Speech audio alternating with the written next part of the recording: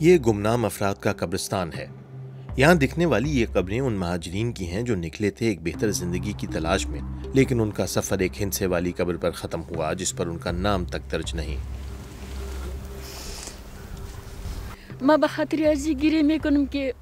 یہاں دفن سب لوگ کسی کی اولاد ہیں، ان کی مائیں ہیں، بھائی بہنیں ہیں اور چاہنے والے ہیں، لیکن آج ان کے اہل خانہ کو ان کی آخری آرام گاہ کا پتہ تک نہیں۔ میرا دل دکھتا ہے کہ کوئی ان کی قبر پر نہیں آتا۔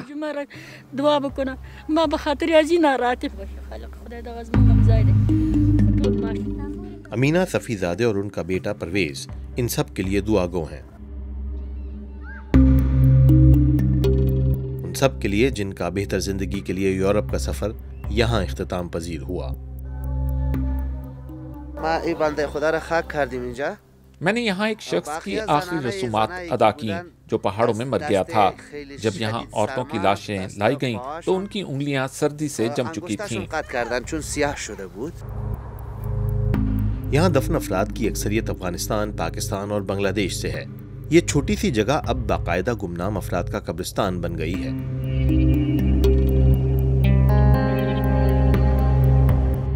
صفی زادے خاندان بھی افغانستان سے فرار ہو کر یہاں پہنچا ہے۔ یہ پہاڑوں کے راستے پیدل چل کر زمینی راستے سے ترکی پہنچے تھے۔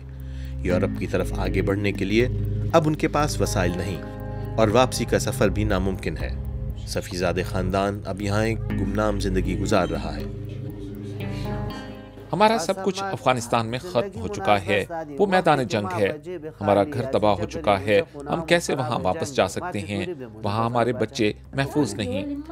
اگر ہم واپس گئے وہ میرے بیٹے کو مار ڈالیں گے، یہ راستہ نہیں۔